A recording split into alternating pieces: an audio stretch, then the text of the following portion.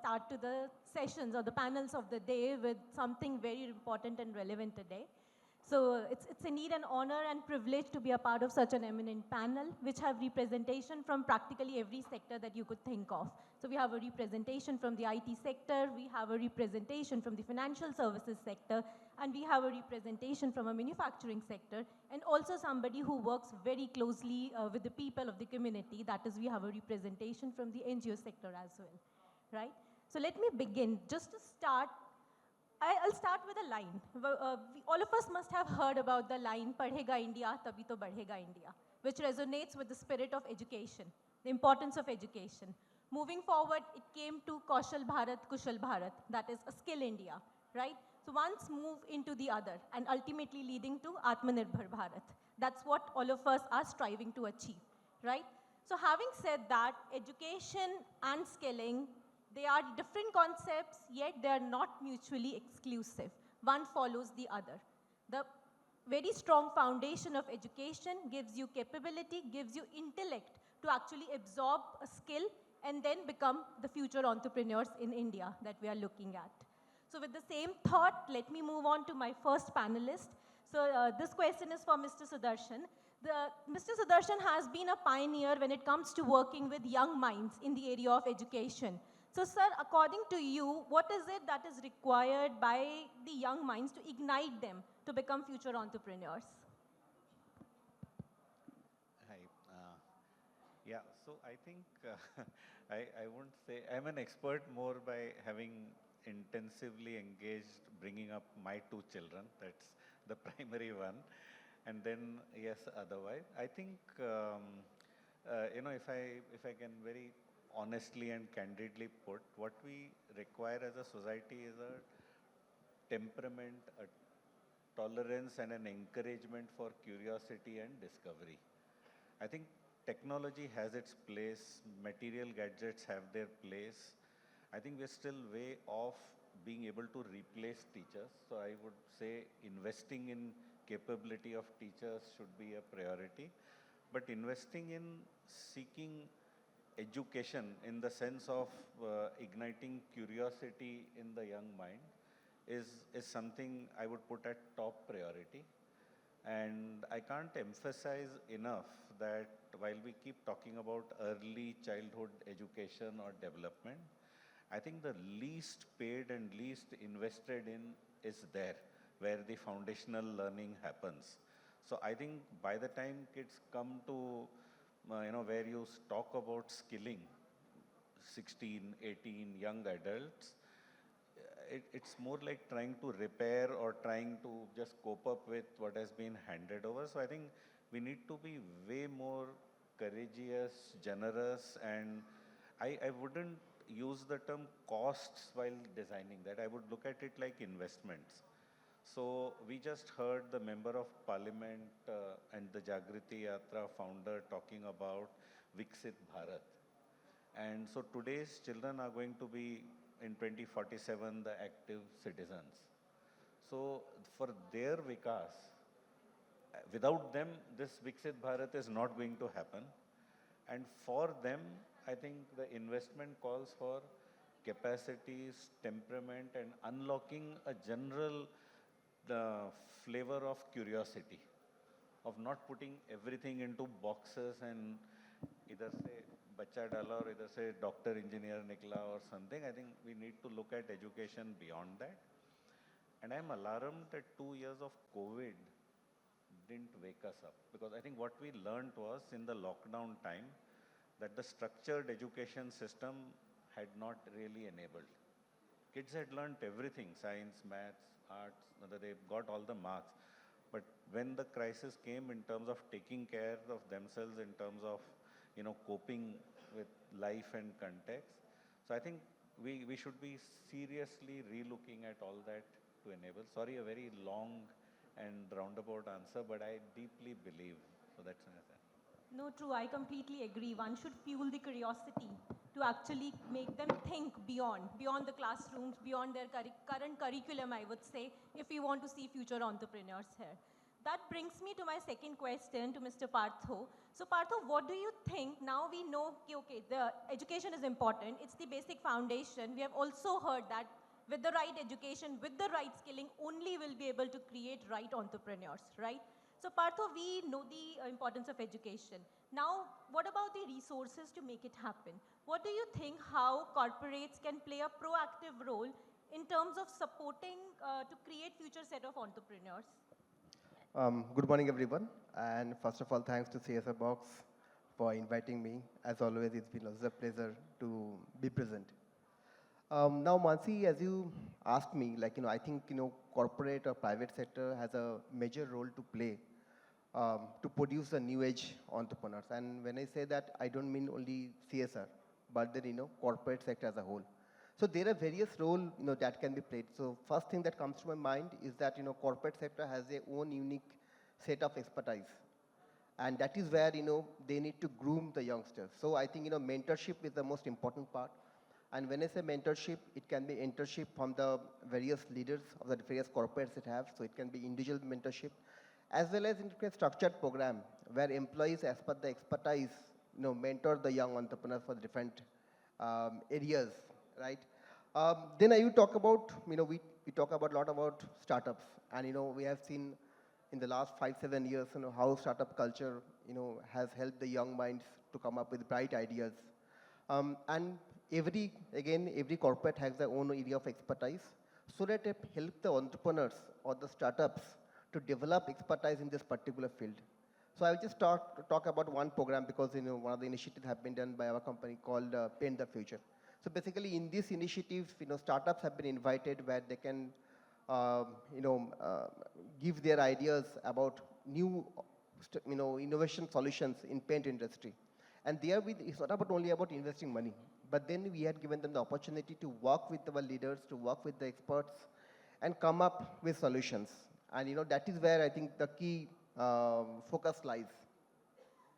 Now, also we have to give them, the young entrepreneurs, an opportunity. So, as many corporates have local procurement policy, where certain items or certain things can be procured from the local entrepreneurs or the young startups.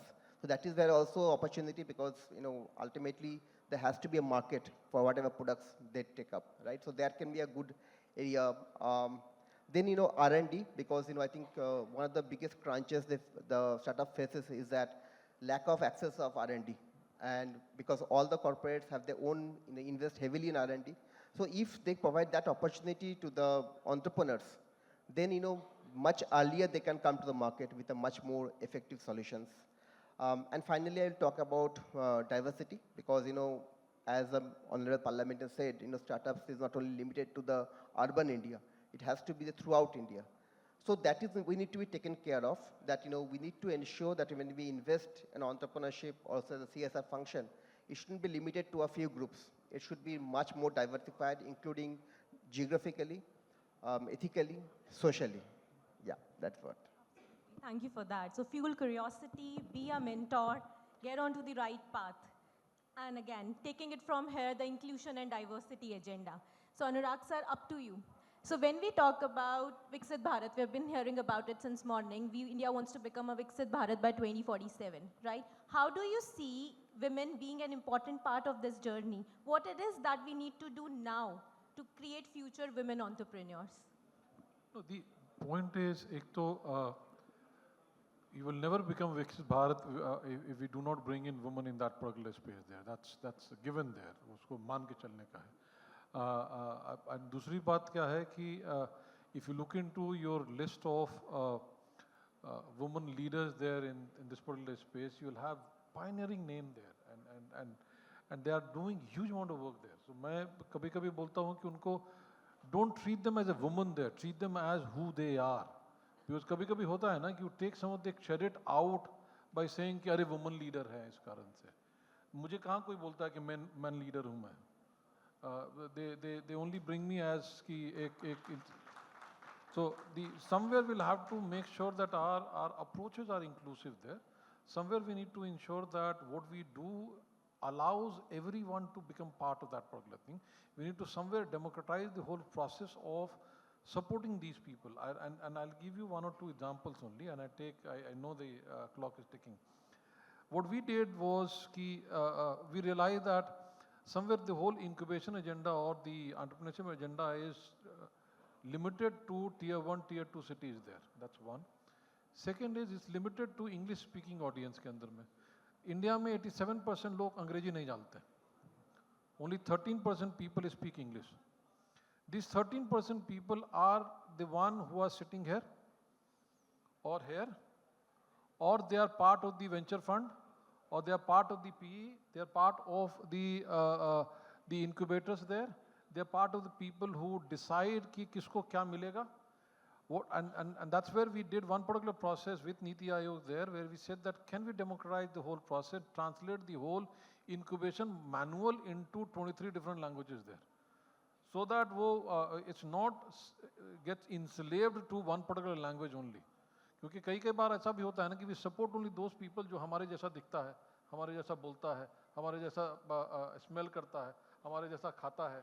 We need to somewhere change that particular thing, and that's where women or any other community that you talk about will have to ensure that they are taken on board on their merit. पहला. दूसरा कि you'll have to also ensure that you provide enough access and opportunities to all the sections there. Don't limit it by saying कि आप हरे कपड़े में आएंगे या काले कपड़े में आएंगे, जूता पहन कर आएंगे, बाल को सवार के आएंगे, तभी आपकी एंट्री होएगी, नहीं तो आपकी एंट्री नहीं होएगी. You'll have to ensure that make the gate open, and the moment you'll do that, I can assure you, you'll have more women sitting here dictating the terms with all of us, because they are much better than men who are talking on or lecturing on this particular topic. But we'll have to somewhere remove करना होगा वो जो jargon हम use करते हैं ना कि महिलाओं को कैसे लेकर आओगे, पुरुषों को क्यों नहीं बोलते हो कि पुरुषों को और why don't you introduce me as a leader from men's section of the community there.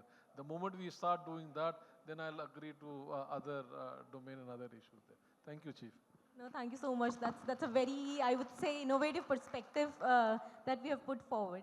All right, moving on to Mr. Subroto. So, Mr. Subroto, I must say before that your brand tagline that talks about Sar Utha Ke Jiyo, it's a very emotive tagline, and it completely resonates with the spirit of entrepreneurship. Right, so what do you think financial service sector can act as a catalyst, right, in terms of supporting small businesses, especially the marginalized ones who need support? So what is something that can be done with the financial services sector? Sure. So thank you, Mansi.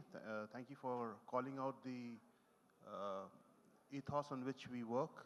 I'm blessed to work with a company that actually, even if we did not do CSR, we are doing CSR because we are helping people to live with the head held high. Sar Utha Ke Jiyo.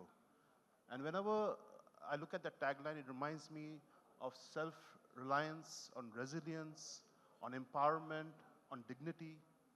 Okay, and I believe that, and as Mr. Tripathi, the honorable MP, who mentioned something very profound, he said that companies should just not be giving money. Okay, they should be going and taking the onus of seeing change happen. He didn't say in as many words, but this is what he meant. And I believe that as a representative of my company, I truly believe that we are doing that as part of our core business. We do have a very strong CSR focus, which I head as Swabiman. But let me just prove to you how businesses can also do the work that we are talking about here. So let's talk in general that the financial sector definitely has a big role to play. There is no two ways about it. And why is that? Because the MSMEs contribute to 1/3 of the Indian GDP. There are 64 million MSMEs who are there who need the right platforms. And you will see that these guys actually are helping you to ensure there's no distress migration. They're helping you with giving more jobs. Okay, so they are the real job creators. They help you with employment at a lower cost of capital. So there are a lot of benefits that that segment of society does. And I think we as a financial sector can play a large role. And in specifically the insurance sector that I represent. Okay, the banking, yes, there are so many banks who are now focusing on tier 4, tier 2, tier 3 markets. And rightly so, because that's where you need credit to go. But how are we helping this entire journey of creating entrepreneurs? Okay, our products, such as a product that has that gives you financial protection. Now, whenever a small micro SME is doing business and he starts off with a business, he'll have typically two problems. He'll have lack of capital, or he'll mortgage one of his very important assets, if he has any. And in case of an untimely death, the entire family and the generations after that are in severe debt. You know, a term plan can help in that. Okay, so there's and it's something that all of us must take. You know, it is critical that they ensure that there is adequacy of funds when they're not there. The other one is access to capital. Now, we will probably discuss later how that is so important, because a lot of the stuff that is required as collaterals are not there. And for banks to actually give out loans, if a loan is bundled with an insurance product, in an untimely demise, mortality, morbidity, or some sort of an issue which can take you off your tracks, the bundle product helps the family not to get impacted. And it also helps banks not to have NPAs. It helps banks to give out loans easily. Okay, so this is how the business actually is helping entrepreneurs. Okay, financial literacy, insurance literacy is very, very important. And I'm very happy that we work with many organizations across the important areas where the need is to create this awareness so that people are aware, especially the awareness on the microfinance institutions and the self-help groups, how they can work together. Okay, so these are ways to make the business more pertinent. We definitely need more jobs. We definitely need more entrepreneurs. We definitely need less migration to big cities. We need people to have pride in what they do, where they do. Okay, and I think all of us, whether you are the implementing partner here or whether you are from any sector, I think we all have a role to play to ensure not only do we give money, but how do we actually make it work for us and therefore make our nation stronger. So that would be my 2 pies on this. Thank you so much. I guess that's very important. You give money to somebody and then do not even tell them how to use that properly. So I guess that education along with the support is very important. They go hand in hand. All right. Now coming back to Sudarshan sir, to you. How do you think you must be facing some limitations, some challenges when it comes to providing education, good quality education to the young minds in India, right? What do you think a collaborative CSR can help or support overcome these challenges?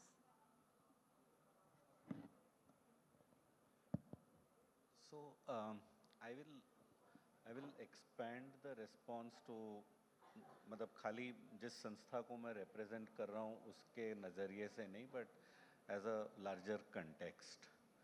So what I see first of all is कि people who are living a certain problem or a challenge or context, somehow there is a belief that they don't have capability of thinking best solution.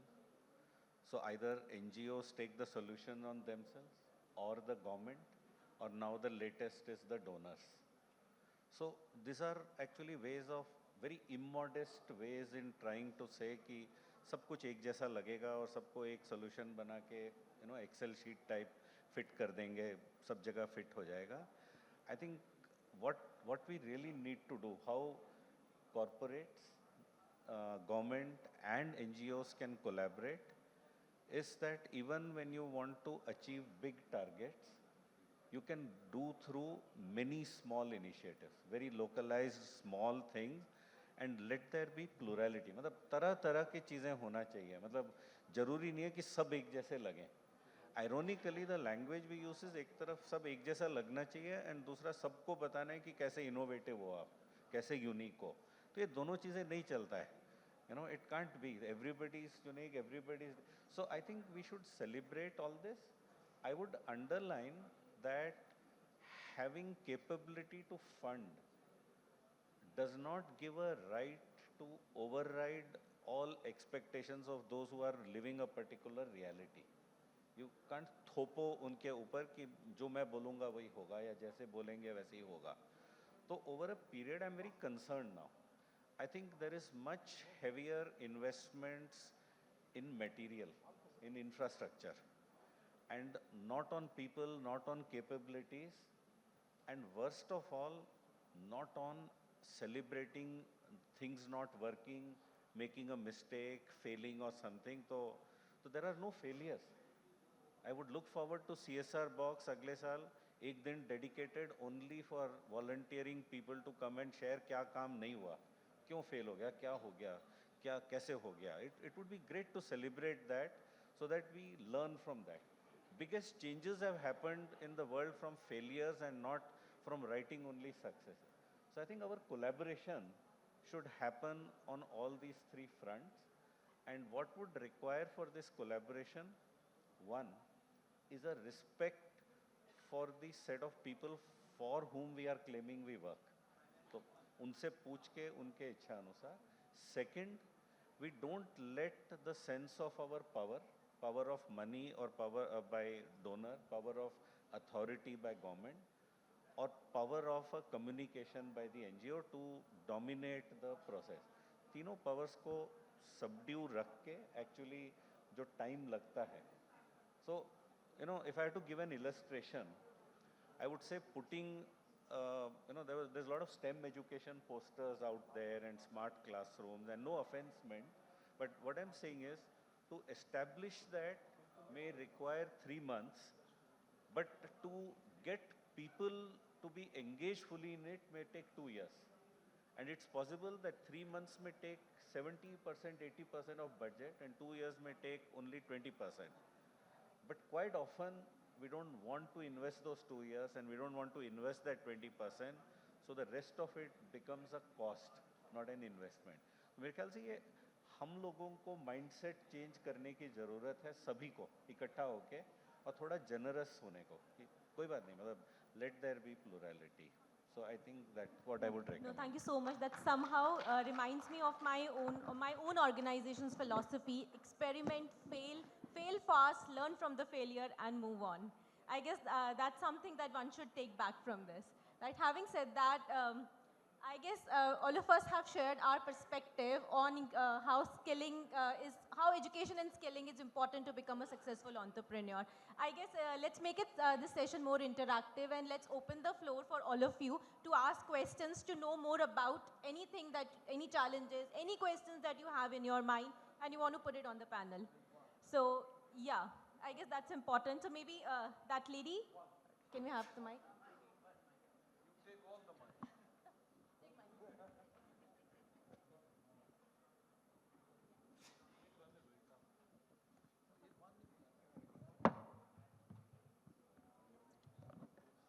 So I'm Arundhati Mukherjee from Knowledge Society.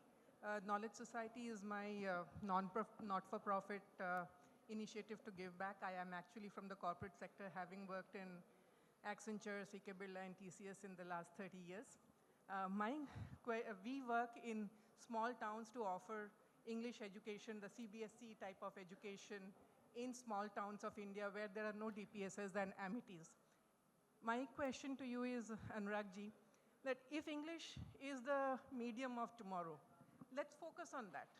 Let's not, fight that. Of course, regional languages are very important. But what we have seen in Odisha, and I'm from Odisha, and we started working there as opening a new school there in a place called Daspalla with 2.5 lakhs population, is that English is such an important area. I got the question there. Let me answer this because there will be other people who will be asking question also. I'm not fighting with English. Please, I speak English. So I'm not at all fighting. My child studies in she is in a English-speaking so-called school also. So I'm not fighting that. What I'm trying to say is कि आप सबको मौका दो.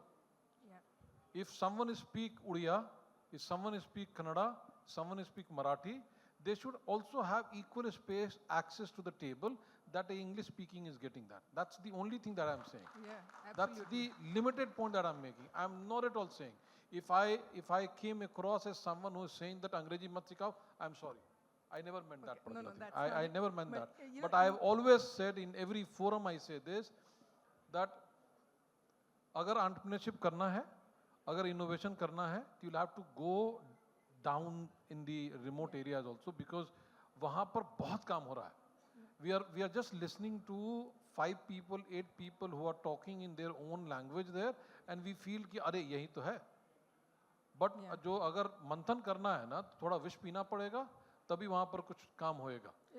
That's the limited point that I was trying to make. English सीखना है. In the CSR work that we do that particular thing. Yeah. We are teaching people learn English. But मैं उनका क्या करूं जो कि आज 40 साल के हो गए, उनको भाषा नहीं सिखा सकता, उनको छोड़ दूं. They only know Hindi, Marathi, Tamil, Telugu, बाकी कुछ. So I need to give them access also. No, that's the limited point. Thank you. All right, thank you. Maybe we can give the mic to the gentleman there. And then we can move towards the right side of the hall and in the center. Hi, my name is Chaitanya Sangawar. I am with Himalaya Unnati Mission, Art of Living Foundation, and Pratap sir, we are connected on LinkedIn. I'll reach back. We talked about language and the challenge in the remote areas. Now, under Himalaya Unnati, we are working right from Leh Ladakh to the entire Northeast. And the thing is the remoteness and everything. Thank you, sir. And the remoteness, what we see is things can't reach here. There has to be something there. And वहाँ में English में या German में बात करें कोई sense नहीं है. And it has to be absolutely local. If a mushroom has to be done in Arunachal, वो वहीं consume होगा. It has to be everything local. And that's where actually and we work on border village development program to fight off the other side. Now the challenge, we need big time support with ESRs to support us on the entrepreneurship program in the entire trail. Be it homestays, and homestays again has to be local. So we are actually doing the homestay program in the local languages and across all the different states. So as to train, उधर English का IHM का आके क्या बात करेगा? हिंदी भी नहीं चलता है उधर, आसामीज चलता है कहीं जगह तो नागामीज चलता है. So we need that. We look out for such help from bodies like Capgemini and Asian Paints. How we can help in our ongoing programs addressing those challenges that we're talking about. We look forward to that support there. Yeah, thank you so much for that. Maybe the gentleman in the center.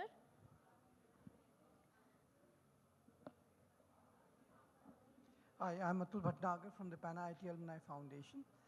We are into serving the underserved by giving them skill development and employment. Now, the point I was trying to... Sorry, sir, you're not audible. Yeah. Yeah, so we are into skill development of the underserved through Gurukuls and Kalyan colleges. We've got in Jharkhand and in Madhya Pradesh. Can you just speak about the question, please? Yeah, the question is, I mean, for the corporates to participate, being an IT and myself, I'm talking in 1985, we developed the currency note dispensing machine, which would have become an ATM had the corporates come to give us that kind of funding. Now, that was 1985, that ecosystem wasn't there. Today, the ecosystem is there. The same set of people are passing out from various IITs, and I'm not trying to take out the engineering colleges. And so, as a part of a degree requirement, you have to do a final year BTech project. For that final year BTech project, you have to be solving a real life problem. That's where your corporate, let's say, involvement through funding, mentorship, whatever you have, can lead to a whole lot of entrepreneurship there and then. True. Rather than having to come out from ID, then look for an advisory board and VC. No, and sir, I hear you. If there's a question that you want to direct, so I'll just request all of you to please pose your questions, and let's refrain from having comments, right? Anurag, I'd like to. Yeah, maybe the lady in front of you, and after that you, Simple answer to this particular question is, all the corporates who are sitting here and all the corporates who are sitting in this particular room, they are not doing entrepreneurship program without bringing in mentorship there. So large catchment of our investment goes in ensuring that hand-holding, mentorship, steering, helping these young students who are there in colleges or just out of the college there, along with various training that they are getting, they are also being provided with mentorship there. We'll after this particular session, one-to-one, I'll tell you whom to reach out for some of the stuff that you are looking for. Cheers. All right, next question, please. Hello, everyone. My question is to Subrato ji. Sir, your organization ticks on 12 out of 17 UN's SDGs. So from a healthcare standpoint, does your organization cater to the healthcare requirements of specifically children community, aged prior to teen? Yeah, so over the years, I've realized that we are focusing a lot on pediatric care. So whether it's congenital heart disease, whether it is spina bifida, whether it is clubfoot, or even cancer, okay? So I'm very happy that we've been able to do a lot of work, especially amongst children who are in need. Congenital heart disease, for example, is often undetected and can be fatal.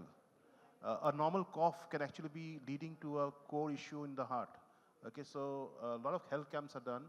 So definitely we do a lot of work on healthcare because it's something that's needed. Thank you. Thank you. Maybe the gentleman. जो हमारी बात नहीं सुन रहे हैं phone पे हैं उनको पाप लगेगा. मैं देख रहा हूँ मतलब हमारी बात नहीं सुन रहे सब फोन पे हैं. Maybe him सबको and then पाप after लगेगा. that. Yeah?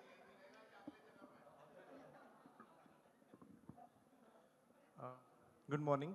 My name is Sriram and I represent Udyog Vardhini Shikshan Sanstha, which has been recognized with 5 national awards in the field of entrepreneurship. So my question is, basically, we often compare entrepreneurship with skilling. Let's say this is one community and here you create 30 solar entrepreneurs. Whereas in reality, it won't make sense because those entrepreneurs won't get enough business in just one community. So can we think of a model where the training is distributed like the same solar training but in different geographies, and we do a hybrid training, like we bring them together after, like we teach them online and we bring them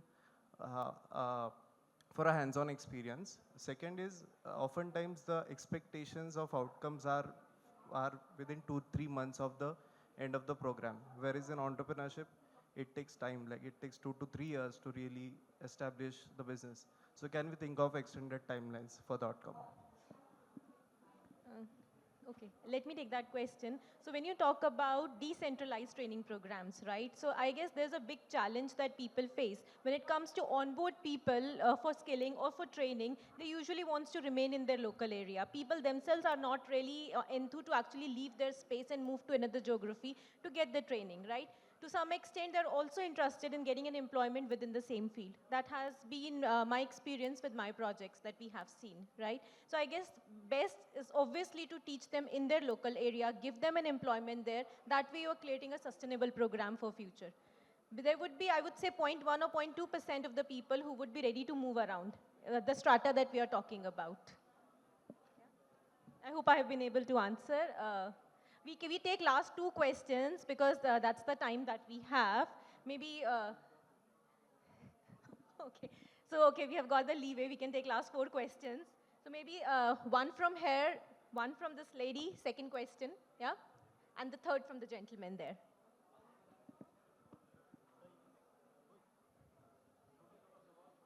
Okay, and fourth we got that, someone at the back. I get backbenchers are more active here. Madam, I am Nageshwar Rao. We are doing skill development from last 8 years. We've done 9,000 students. We want to do women empowerment now. To do in villages, we have to establish small units and connect to the supermarkets and all. So we are requesting you to give this awareness funding to, do you have any chances for that, women empowerment in rural villages? I'm asking you that. Okay. In CSR. Okay, thank you so much. So just one liner to that, by design, a project should be inclusive. I guess we should not talk about women empowerment separately. By design, it should be included in the project. So that's one, yeah. Any other question? Maybe this lady here? Hello everyone. I'm Dr. Swati and I'm the CEO of Charusat Innovative Venture Foundation. We are basically the incubators who give seed money from Government of Gujarat. We are the nodal institute for the same. Now my question is, the government is trying very hard, the state and the central government. They started everything from the universities. Now they are expanding themselves to industry associations, you know, TIE, IIC, now they all have come on board to give mentorship to our startups. Now I want a model where I can compel the corporates, because we started signing MOUs with NDDB, Elecon, such big corporates, and I told them that rather than focusing only on students, let's focus on your own employees, and then the chances of success of startups are high. So what model as an individual I can do so that I can compel the government, maybe the state or the central government, that bring all corporates on board and tell them to start the same kind of incubation or acceleration even in their corporates. Few corporates have come forward, Honda has started, but still it is limited to very few people. So is there any way, a model that I can follow, or that we can convince these people to come forward?